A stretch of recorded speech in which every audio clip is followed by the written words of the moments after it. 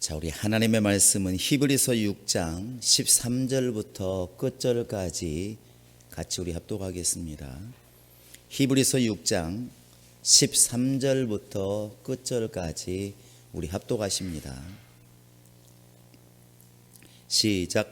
하나님이 아브라함에게 약속하실 때 가리켜 맹세할 자가 자기보다 더 큰 이가 없으므로 자기를 가리켜 맹세하여 이르시되 내가 반드시 너에게 복주고 복주며 너를 번성하게 하고 번성하게 하리라 하셨더니 그가 이같이 오래 참아 약속을 받았느니라. 사람들은 자기보다 더 큰 자를 가리켜 맹세하나니 맹세는 그들이 다투는 모든 일의 최확정이니라. 하나님은 약속을 기업으로 받는 자들에게 그 뜻이 변하지 아니함을 충분히 나타내시려고 그 일을 맹세로 보증하셨나니 이는 하나님이 거짓말을 하실 수 없는 이 두 가지 변하지 못할 사실로 말미암아 앞에 있는 소망을 얻으려고 피난처를 찾은 우리에게 큰 안위를 받게 하려 하심이라. 우리가 이 소망을 가지고 있는 것은 영혼의 닷 같아서 튼튼하고 견고하여 휴장 안에 들어가나니 그리로 앞서가신 예수께서 멜기세덱의 반차를 줬더라. 영원히 대제사장이 되어 우리를 위하여 들어가셨느니라. 아멘. 하나님 아버지, 오늘 또 하나님께 나와 예배하며 또 경배와 찬양을 드리며 마음을 드리며 또 예물을 드린 우리 모든 성도들에게 복을 더하여 주시옵소서. 우리가 비록 이 땅에 살고 있어도 우리의 마음과 우리의 소망과 우리의 뜻은 주님께 있사오니 하나님께 늘 우리는 마음을 두게 도와주시고 오늘 또 진정한 예배, 하나님 받으시는 예배, 하나님이 함께 하시는 예배가 될 수 있도록 인도하여 주시옵소서. 모든 염려와 근심을 주님 맡아 주시고 이 시간 평강 가운데 우리 영혼을 이끌어 주시옵소서. 예수님의 이름으로 기도합니다. 주 앞에 감사한 여러분의 심령 속에 주의 복이 함께 하시기를 예수의 이름으로 축원합니다. 그동안 우리가 수요일 날 이제 데살로니가 교회를 좀 이렇게 훑어보았습니다. 데살로니가 교회는 어쨌든 우리가 그동안 살펴본 것처럼 상당히 교인들 외에 상황은 어렵고 힘들어서 어찌 보면 영적 생활하기 쉽지 않은 그런 환경이었지만 감사하게도 교회는 깨어 있었고 성도들은 깨어 있었다는 걸 알 수 있고 주님 오실 날을 기다렸다는 것을 금방 알 수 있습니다. 그를 통해서 우리가 알 수 있는 것은 환경이 어렵다고 신앙생활을 못하는 것은 아니라는 것이죠. 오히려 환경이 어려울수록 더 주님께 매달리는 사람은 은혜를 더 많이 받는 것이고 환경이 어렵다고 주저앉아 있으면 하나님의 은혜도 그만큼 멀어진다는 것을 알 수가 있습니다. 하나님의 은혜는 생활이 풍성하다고 풍성하게 임하고 환경이 넉넉하다고 넉넉히 임하는 게 아니라는 것이죠. 그런데 깊이 우리가 생각하지 않으면 그렇게 생각이 듭니다. 교회도 신앙생활도 돈이 있어야 하고 환경이 되어야 된다, 이렇게 이제 가기가 쉽습니다. 그게 바로 이제 세상에 뿌리를 둔 세상 중심의 신앙생활입니다. 우리는 이러한 일들을 통해서 우리 스스로가 바로 잡아가기를 원하고 정말 데살로니가 사람들이 베레아 사람보다 더 악해서 분명히 핍박은 심하지만 그것 때문에 베레아 사람보다 데살로니가 사람들이 더 신앙생활은 똑같은 신앙생활을 했지만 하나님께 가면 상이 더 컸을지도 모른다는 사실입니다. 그래서 우리가 그동안 데살로니가 교회를 잘 돌아보았는데 이제 한 두어 달 좀 넘을지도 모르겠지만 우리가 가장 마음에 품고 살아야 될 그 하나님의 약속과 언약을 한번 이렇게 좀 돌아보기를 원합니다. 이렇게 마음속을 들여다볼 수가 없으니까 우리는 모르지만 오늘날 신앙생활이 그냥 그렇게 보이는 겁니다.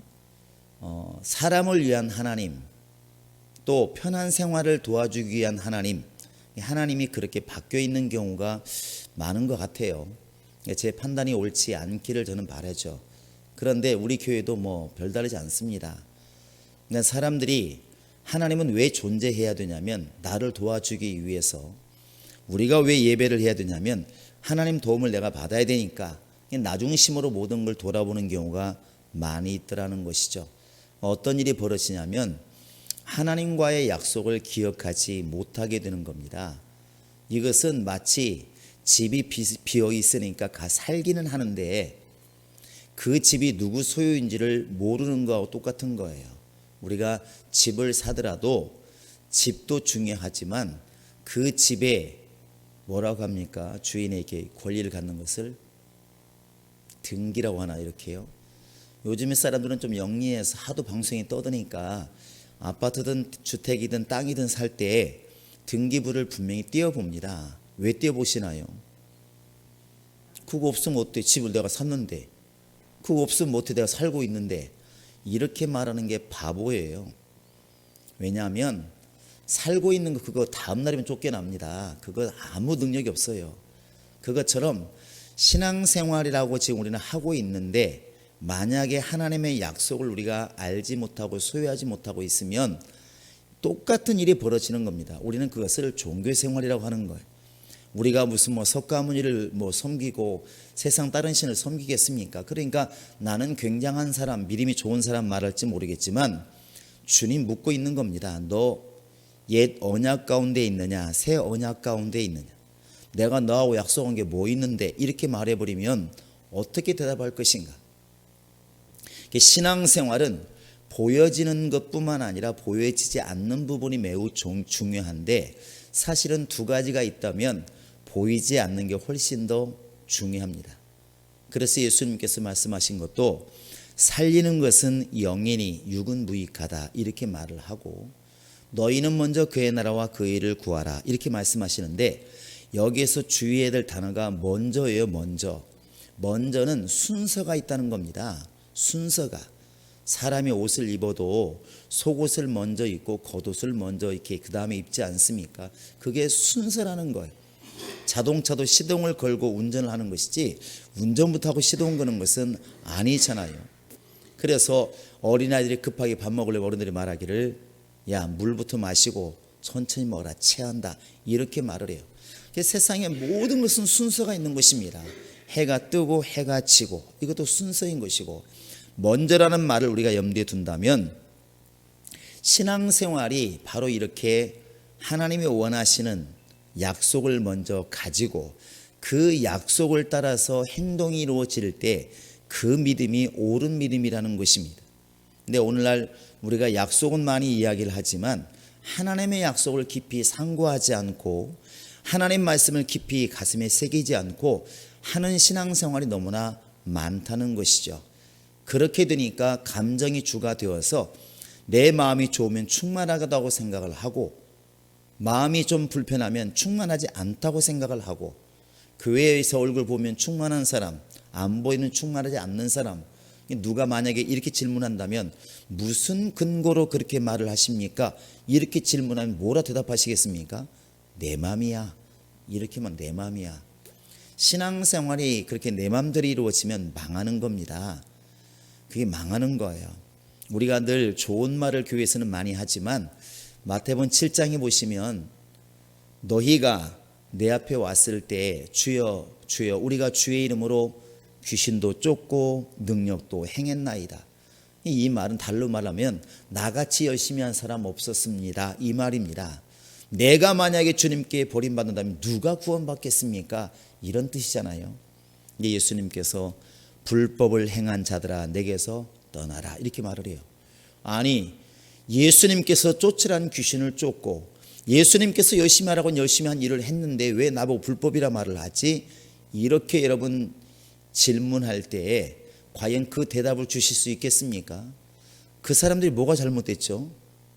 뭐가 잘못됐느냐고요. 예수님께서 원수로 삼는 영을 대적했습니다. 그들은 능력을 행했습니다. 안 한 게 아니라고요. 그래서 성령의 은사가 말하고 있는 것처럼 가르치기를 잘하고 열심히 충성하고 열심히 봉사했습니다. 근데 왜 주님은 불법을 행했다고 말씀하실까?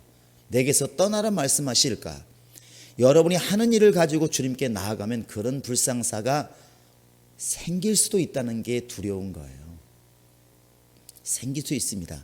그런 눈으로 보면 강도는 구원받을 길이 없습니다. 과부도 구원받을 길이 없는 것이고 가난한 사람도 구원받을 길이 없는 거예요. 왜? 그들은 겉으로 볼 때 별로 교회에서 일한 것도 없고 나타낸 것도 없으니까. 하나님의 약속을, 언약을 중심으로 두느냐, 우리의 행동을 중심으로 두느냐 하는 신앙이 이렇게 다른 것입니다.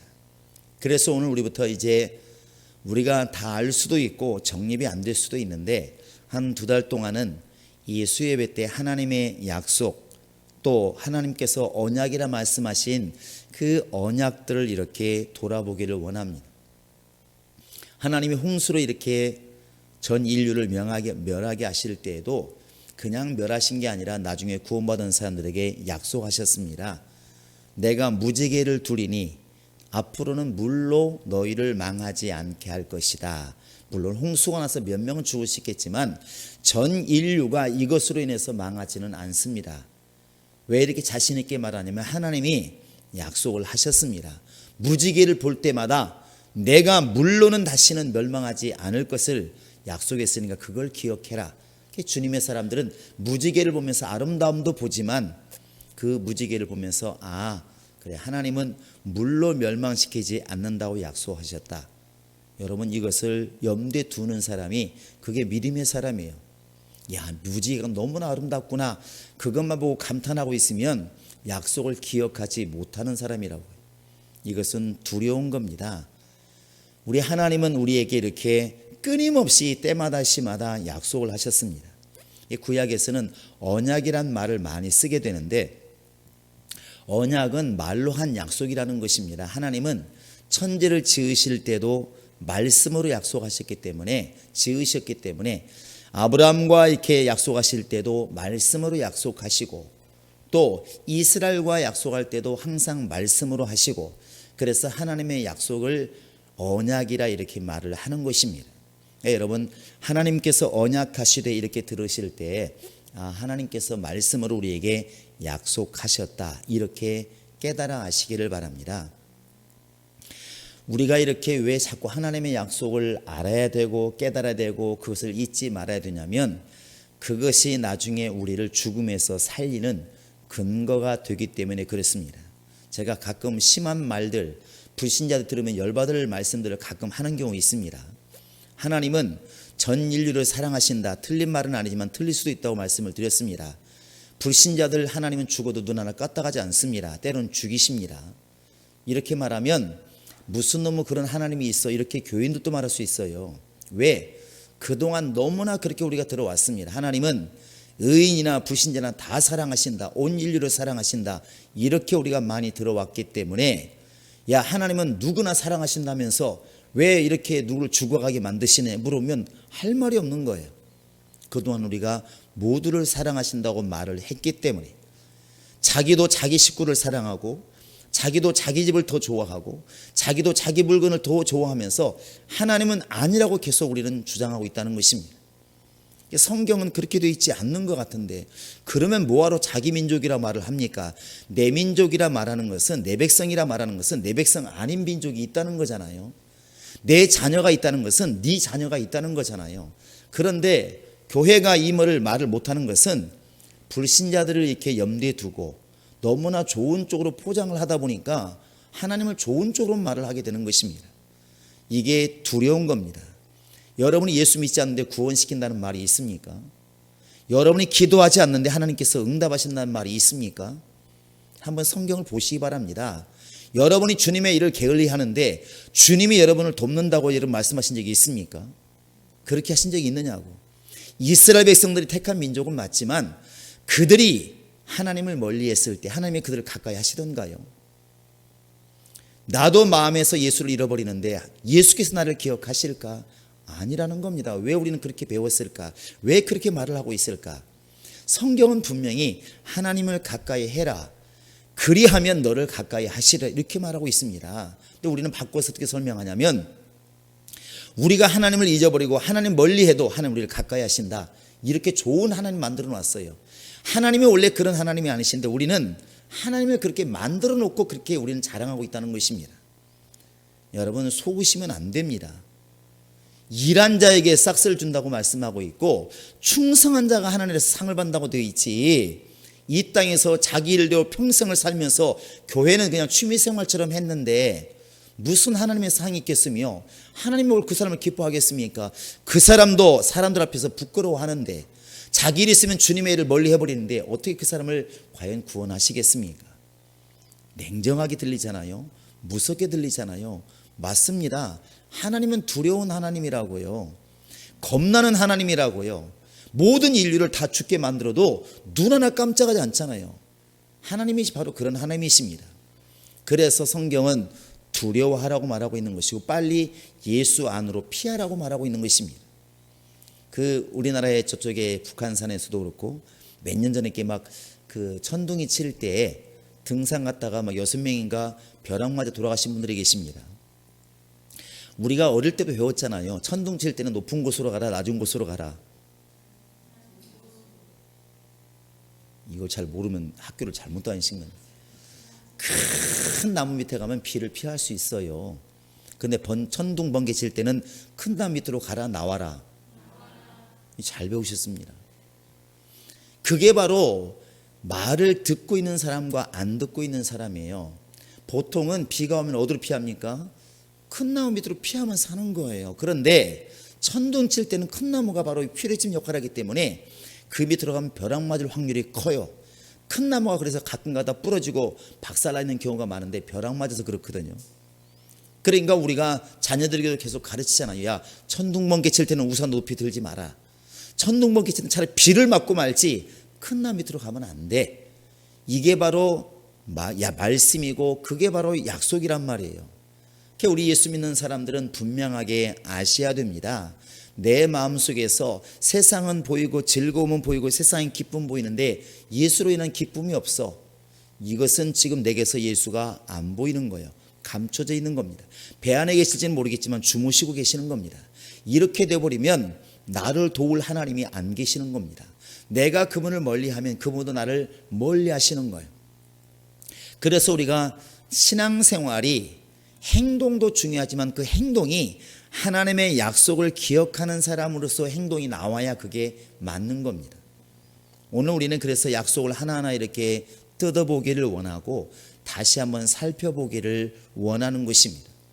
우리가 흔히 하는 말 기도 안 해도 하나님이 다 들으실 거야. 다 아시니까 굉장히 듣기 좋은 소리인데 그 말 때문에 기도 안 합니다. 그 말 듣고 기도 안 하고 자기는 안위를 얻는 거예요. 그래, 하나님은 날 다 아시니까, 하나님은 다 날 아시니까. 그리고 기도를 안 하는 거예요. 어려워 지금 기도를 해야 되는데 기도를 안 하는 거예요. 여러분, 실수와 그 다음에 고의가 뭐가 다른 줄 아십니까? 실수는 말 그대로 의도가 없는 거예요. 의도가 없습니다. 지나가다가 무심결에 또 가다가 보니까 옆에 있는 사람 발을 밟았어요. 특히 여성들 뾰족구도 신고 밟으면 죄악입니다. 저도 버스 안에 밟혀봐서 알아요. 야, 성질 낼 수도 없고 화를 낼 수도 없고 보상을 할 수도 없는데 그냥 오전 내내 발가락이 아리는 거예요. 뾰족구들 되도록이면 안 씻었으면 좋겠어요. 그런데 그건 실수예요. 그건 그 사람 분명히. 그런데 너무 괘씸한 거야 이 사람이. 그러면 지나가면서 괜히 은근히 밟고 지나가요. 그러면 하는 말이 나 못 봤어. 못 본 게 맞을지 모르겠지만 의도가 있잖아요. 이건 실수가 아닙니다. 하나님께서는 너무나 우리 마음이 좌절하고 힘들어서 정말 순간적으로 기도할 마음조차도 잃어버릴 수 있습니다. 기도할 마음도 생각 못하는 거예요. 오늘이 주일인지도 못할 만큼 충격을 받았어. 사실 그 사람을 주님께서 뭐라 하시겠습니까? 그건 그 사람이 힘을 안 주면 살아날 길이 없습니다.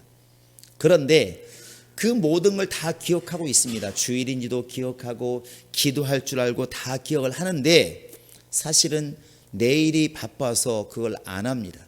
그 사람이 주님이 나를 도우실 거야 이렇게 생각하면 주님께서 나도 너를 돕지 않는다 이렇게 말할 수 있다는 것이죠. 이건 매우 중요합니다. 이스라엘 백성들이 우리와 달랐던 것은 우리는 환경만을 극복하기 위해서 애를 썼어요. 우리나라도 임진왜란이라든지 뭐 저쪽 병자호란이라든지 뭐 위쪽 아래쪽 옆쪽 다 이상한 나라들만 있어가지고 우리나라 침범을 많이 했습니다. 모르겠습니다. 우리도 모르는 우리가 침범한 게 있는지 모르겠지만 우리나라는 참 민족이 사람들이 착해서 그런지 많이 외세 침략을 받았어요.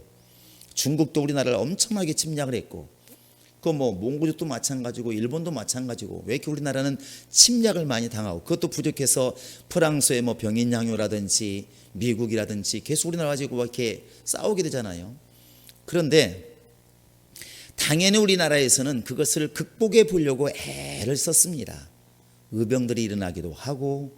그런데 이스라엘 백성도 똑같은 거예요. 다른 나라에 잡혀가게 되고 애굽에 있을 때 그들이 얼마나 고통스러웠겠습니까? 그런데 뭐가 다르냐면 우리는 약속을 가진 게 없어요. 그러니까 이 상황을 어떻게든 극복해 보려고 노력은 합니다. 그런데 이 약속을 벗어나게 해주신다는 어떤 약속을 누구한테 받은 적도 없습니다. 지금도 마찬가지죠. 그런데 이스라엘 백성들은 그 와중에도 하나님의 약속을 가지고 있는 거예요.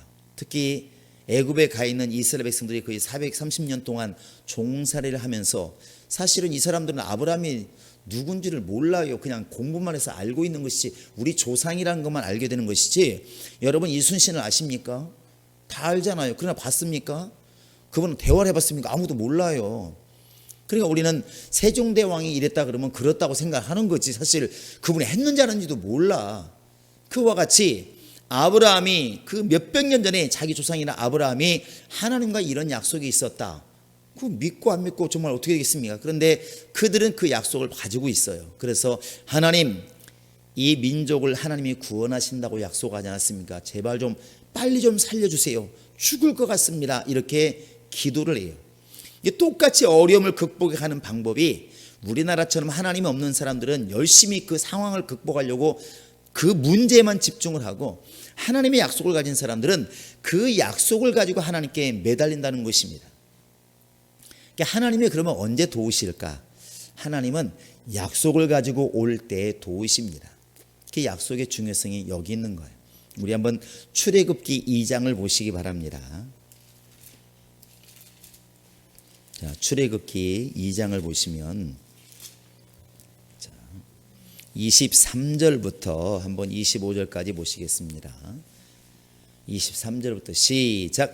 여러 해 후에 애굽 왕은 죽었고 이스라엘 자손은 고된 노동으로 말미암아 탄식하며 부르짖으니 그 고된 노동으로 말미암아 부르짖는 소리가 하나님께 상달된지라.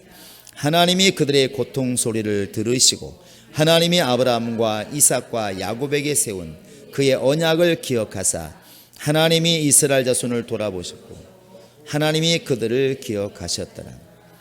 다시 한번 24절 보실래요? 시작. 하나님이 그들의 고통 소리를 들으시고 하나님이 아브라함과 이삭과 야곱에게 세운 그의 언약을 기억하사. 뭘 기억하셨다고요? 뭐요? 아브라함과 좋은 날 추억을 같은 그 추억이 아니고 약속입니다. 지금 아브라함도 죽었고 그 아들 이삭도 죽었고 그 아들 손자 이 야곱도 아마도 지금쯤에 그때 이때쯤엔 400년이 넘었기 때문에 뼈도 남아있지 않을 겁니다. 보통 우리가 이장할 때 보시면 알겠지만 벌써 3대 4대 넘어간 100년 넘어간 무덤을 열어보면 거의 뼈가 없습니다. 그러면 400년 넘었으면 아브라함 뼈도 거의 이제 없을 만큼 오랜 세월을 지났는데 이스라엘 백성은 하나님 죽을 것 같아요. 너무 힘들어요. 아버지 바로 앞에서 도저히 못 살겠습니다. 똑같이 살라고 말하는 게 아니라 집도 덜 주고 정말 물도 덜 주면서 똑같이 벽돌을 만들라고 하니 나가면 죽을 것 같고 안 나가도 죽을 것 같고 괴로운 거예요. 이스라엘 백성은 너무 고통스러워서 하나님 우리 좀 살려주세요 막 기도하니까 하나님께서 그들의 야 너무나 불쌍하다이 그리고 살려준 게 아니라니까 그러네요. 너무나 안 됐다 야 이제 그만 살려줘야 되겠다 이게 아니라니까요. 그렇게 살려준 게 아닙니다. 불쌍해서 살려준 게 아니라는 거예요. 왜 살려주었을까요? 아브라함과 이삭과 야곱에게 한 그 약속을 기억하셨더라. 따라해 보시기 바랍니다. 하나님은 불쌍해서 도와주시는 분이 아니고 약속을 따라 돕는 분이시다. 여러분 한번 잘 생각해 보시면 마음으로는 정으로 가요. 이해가 됩니다. 이해가 돼요. 너무나 불쌍하니까 도와줘야 되겠지. 그게 맞습니다. 그런데 나라에서 이렇게 도울 때는 그 법이 없으면 돕기가 어려운 겁니다. 그래서 새로운 법을 만들 때까지 도울 수가 없잖아요. 똑같은 원리입니다. 똑같은 원리. 우리는 이 시간 생각을 바꾸셔야 됩니다. 하나님은 저 애굽에서 고통받고 있는 이스라엘 사람들이 불쌍해서 도운 게 아니고 아브라함과 한 약속 때문에 도우셨다는 거예요. 이것은 기도를 통해서도 똑같은 법이 적용됩니다. 여러분이 기도 열심히 하십니까? 아니면 절에 가서 기도하는 사람이 열심히 하십니까? 아니면 산과 들에서 나무나 돌을 보고 비는 부모님이 열심히 비십니까? 여러분 자녀를 놓고 기도할 누가 많이 기도하는 것 같아요? 몰라 이렇게 해주시면 됩니다. 이런 데는 어떻게 하려 그걸. 그런데 자식을 놓고 기도하는 부모들, 특히 왜 학력고사 볼 때 보시면 그 학교 운동장 그 철 대문 앞에서 엄마들 막 쭉 서가지고 막 기도하잖아요. 이게 손 모양 보면 좀 들려요. 그러니까 이건 거의 산소 출신들이고 이런 예름은 거의 이제 교회 출신들이 많아요. 그런데 어떤 분들은 거기다 엿도 붙이는 분 있어요. 불로 녹여가지고 붙이는 분도 있더라고. 어떤 사람이 정성이 많을까요? 가서 108배, 3000배를 드리는 어머니와 교회에서 이렇게 또 정말 자녀를 위한 합격을 위한 기도하잖아요. 그 어머니와 정성이 누가 갸륵한 것 같아요? 108배는 모르겠는데 3000배는 정말 하루 종일 걸린다고 하더라고. 정말 힘들다고 그래요. 해보진 않았습니다. 3000계단을 올라가 보면 이해가 갈 것 같아요. 저 만이산이 보통 한 700~800계단 되더라고요. 세보니까. 예, 그러면 정성으로 말하면 우리가 그들로 앞선다는 자신이 사실은 없어요. 그들도 새벽 4시면 정말 우리 옛날 어머니도 어떻게 했습니까? 목욕 재개하고, 이게 항상 순서예요. 순서. 목욕 재개하고 또 따스물로 하면 정성이 사라진다고 그래가지고 뭘로 합니까? 찬물로 목욕 재개하고 냉수 착 깨끗하게 떠놓고 그다음에 빌기 시작합니다. 몇 시부터? 새벽 4시부터. 우리는 기도를 새벽에 몇 시에 해요? 우리가 5시요. 밀려. 그런데 하나님께서 만약에 불쌍한 것을 기준 삼고 그런 정성을 기준 삼고 했으면 우리보다 응답 먼저 받을 사람들 많습니다. 많아요. 근데 우리가 그런 하나님으로 믿지 않는 거예요. 우리 하나님은 어떤 하나님이시냐면 예수님께서 그 잔치집에 포도주가 떨어져 있어도 예수님 포도주가 떨어졌는데요. 나와 무슨 상관이 있나니까. 이 집이 잔치를 하든 못하든 나와 무슨 상관이니까. 나는 잃어버린 내 양을 찾으러 왔지 다른 사람의 양을 찾으러 뺏으러 온 게 아니다. 나는 잃어버린 양에게로 왔다 이렇게 말을 해요. 아니 예수님이 만인의 사랑이신데 왜 그렇게 말씀하시지? 주님은 약속 때문에 이스라엘을 도우신 것이지 약속 없는 이방인을 돕는 것이 아니라는 겁니다. 그건 우리에게도 똑같이 적용이 되는 거예요. 그래서 사람들이 말합니다. 뭔 소리야, 마음으로 기도하고 있으면 되지. 그것도 맞습니다. 말로 기도하고 생각으로 기도하고 영어로 기도할 수 있어요. 그래도 그 뿌리가 뭐냐면 약속부터 출발하라는 것입니다. 하나님이 약속을 가진 자들에게 돕겠다고 약속하시는데 나는 약속 없이 그냥 무조건 도와달래. 그러면 안 되는 거예요. 그래서 야고보가 그런 말 하잖아요. 너희가 얻지 못한 것은 구해도 못 구하, 얻지 못하는 것은 왜 잘못 구했다고 되어 있습니까? 정욕대로 구했다는 거예요. 그건 약속을 따라 구한 게 아니고 정욕이라니까 그 남녀간의 정욕이 말하는 게 아니고 인간의 생각, 인간의 욕심, 인간의 마음을 가지고 먼저 구해버리면 그게 바탕이 되어버리면 주님의 응답받지 않는다는 것입니다. 그래서 우리에게는 약속이 중요한 거예요. 약속이 집과 집을 매매할 때도 얼마나 이 문서가 중요합니까? 약속이 계약이 얼마나 중요합니까? 그 1000만 원 걸었으면 내가 그 약속 어기면 1000만 원 그냥 고스란히 날아갑니다. 고스란히. 우리 교회도 처음에 화곡동에서 계약했을 때 그 불과 며칠 안 됐는데 건물주가 와가지고 제발 좀 물려달라고 그때 300 걸었었는데 야 며칠 만에 300을 벌었어요. 그것도 그가 와서 빌면서 목사님 제발 좀 나 좀 살려달라고 막. 아이고 그게 왜 그 사람이 300을 물어줬나요? 그 사람이 계약을 어긴 거예요. 계약을 어긴 거예요. 그래서 우리가 기억해야 될 것은 기도 많이 하니까 무조건 응답하신다. 앞으로는 그렇게 말을 하는 건 상관없습니다. 그러나 마음에서는 그렇게 접근하시면 안 됩니다. 아무리 정말 30일 40일 기도하는 건 물론 중요하지만 자기 정욕을 따라 정욕대로 구하면은 하나님 응답하지 않으신다. 그럼 무엇을 갖고 기도해야 되는 것인가? 약속을 따라 언약을 따라 기도해야 된다. 그게 바로 예수님께서 친히 말씀하신 요한복음 15장 7절 말씀이에요. 자, 한번 펴보시기 바랍니다. 요한복음 15장 7절입니다.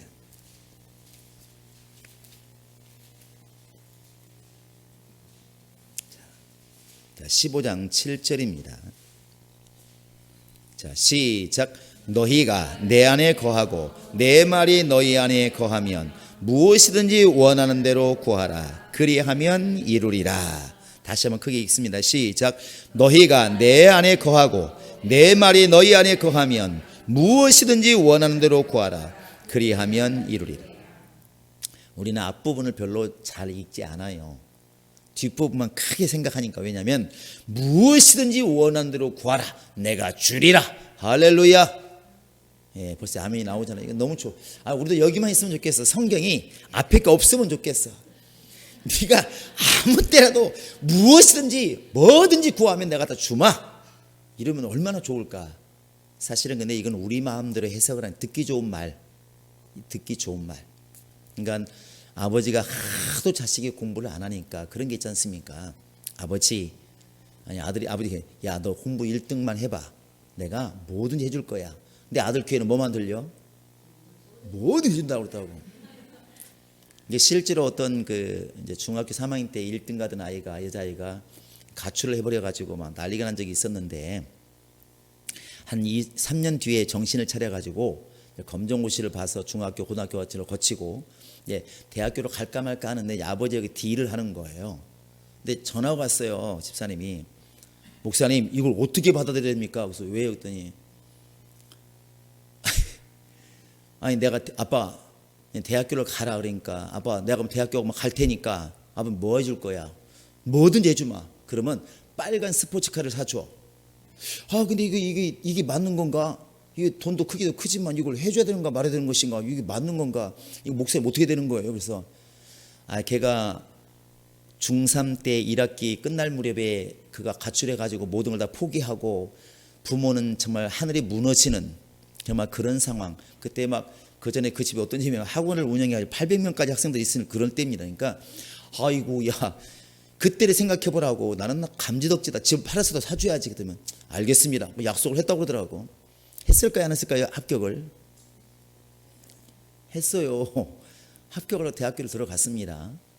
이제 의상 쪽으로 갔는데 근데 물어봤어요. 차 사줬냐고. 목사님 어떻게 약속인데 사줘야지요. 그게 사줬단 말이에요. 그 아이가 결국 연예인과 결혼해서 이제 뭐 그때 울랄란가 이렇게 되잖아요. 이제 한 멤버하고 지금 결혼해서 살고 있습니다. 그렇게 된 거예요. 그 결혼식도 이렇게 가봤는데 참 나는 신기하더라고. 결혼하는 걸 별로 많이 못 봐서. 그런데 어쨌든 그때 그 약속, 아버지와 딸의 약속은 누구도 몰라. 그들만 그냥 한 거예요. 아빠, 나 대학교 내가 갈 테니까 대신 아빠 나 스포츠카 사줘. 와, 또 뭐 그런 걸 달라고 그러냐? 좋았어. 네가 한다면 내가 해주지. 그게 약속인 거예요. 그 약속을 따라 대학교 딱 입학하는 순간, 아빠 할 일 있지? 주변 사람 뭔 소리인지 모르지만 아버지는 안다고. 집을 팔아서 사줘야지. 약속했으니까. 주님께서 우리에게 말씀하시기를 무엇이든지 원하는 대로 구하라. 내가 이루리라. 여러분 이 말만 들으시면 안 됩니다. 그건 하나님을 모르는 사람이에요. 너희가 정말 내가 너희 안에 거하고 너희가 내 안에 거하고 내 말이 너희 안에 거할 때에 이렇게 말하고 있습니다. 티켓을 가져오면 내가 입당을 시킬 것이다. 이렇게 약속은 똑같은 거예요. 그래서 우리가 이제부터는 하나님께 기도할 때에도 약속을 가지고 기도해 하나님이 일하시고 움직이시는구나 하는 것을 아셔야 됩니다. 불쌍해서 돕는 하나님이 아니시고 약속 때문에 돕는 것이 우리 하나님이십니다. 할렐루야. 그래서 성경은 처음부터 끝까지 약속이에요. 선악과를 먹지 말아라. 먹는 날은 정령 죽으리라. 안 먹으면 산다. 마지막까지 내가 다시 오리라. 주님은 속히 오리라. 이루어진 거 아니에요. 약속만 지금 해놓고 가신 겁니다. 그 약속을 믿고 가는 사람은 믿는 사람인 것이고 그 약속을 지금 가슴에 새기지 않고 있으면 그 사람은 믿음의 사람이 아닙니다. 여러분 우리가 신앙생활하면서 신앙생활이 즐거워야 좋습니다. 평안한 게 맞는 거예요. 그러나 때로는 꼭 그렇게 안 갈 수도 있습니다. 여러분 욥이라는 사람이 얼마나 그 괴로웠을까 한번 상상을 해보셨습니까? 베드로나 바울이 과연 항상 즐거웠을까? 그 즐겁다는 말이 우리가 지금 말하는 즐거움이 아닙니다. 교회가 야유회를 많이 가서 항상 너무나 좋은 거야. 너무 재미있고 우리 교회는 야 너희들 삼겹살 먹을 때 우리는 소고기 먹는다 야. 그리고 너무 기쁘고 자랑스러워. 여러분 이런 걸 가지고 기쁨이라 말했을까? 그렇게 하는 것만이 정말 좋은 교회일까? 아닙니다. 바울은 평생 동안 죽을 때까지 감옥도 여러 번 갔고 사실은 죽을 만큼 고생 많이 했습니다. 그가 말하는 기쁨은 우리가 지금 생각하는 편안함이 아니었던 것이죠. 우리는 지금 하나님의 약속을 가지고 가는 사람, 그 사람이 부자로 살든 가난하게 살든 그 사람이 건강하게 살든 때로는 몸이 약하게 살든 그게 중심이 아닙니다. 약속 가지고 살고 있으면 그 사람은 주님의 사람인 것입니다. 그 사람이 하나님의 사람인 것이고 하나님은 그들의 삶에 관심이 있으시고 그들을 지켜주시는 것입니다. 할렐루야. 오늘부터 우리의 마음의 중심이, 신앙의 중심이 저 사람은 기도를 많이 하니까 정말 잘 사는구나, 건강으로 이렇게 보지 마시고 이스라엘 백성들이 고통을 당할 때 하나님께서 왜 그들을 도우셨을까? 왜 모세를 통해서 끄집어냈을까? 왜 하나님이 그들을 내 백성이라고 말씀하실까? 약속을 가지고 있구나. 하나님과 이스라엘 백성들은 다른 관계가 아니라 약속의 관계이구나. 여러분 이렇게 염두에 두시면서 그러면 오늘 우리는 주님과 우리는 약속의 관계입니다. 이 약속이 있을 때 우리를 마귀에게서 끄집어내는 것이고 세상으로부터 건져내는 것이고 우리를 살리시는 겁니다. 여러분 이제부터 하나님의 약속 가운데 잘 거하시기를 바라고 정말 구약과 신약을 우리가 또 훑어보면서 하나님이 약속하신 것들을 잘 훑어보면서 내가 지금 어떤 약속을 가지고 있는지 앞으로 잘 살펴보면서 주님과 가까워지는 계약 관계가 이루어지는 그런 은혜가 있기를 주님의 이름으로 부탁을 드립니다. 이 시간 다 같이 우리 기도합니다. 기도할 때 하나님은 불쌍한 자를 도우신 하나님이 틀린 말은 아니지만 하나님은 약속을 따라 일하시는 분이시고 약속을 따라 기도하는 응답 주시는 분이시고 약속을 따라 우리를 구원하시는 분이라는 것을 우리가 알았으니 하나님의 약속을 주야로 묵상하게 도와주시고 그 약속을 가지고 하나님께 나아가게 하소서. 다 같이 우리 기도하십니다.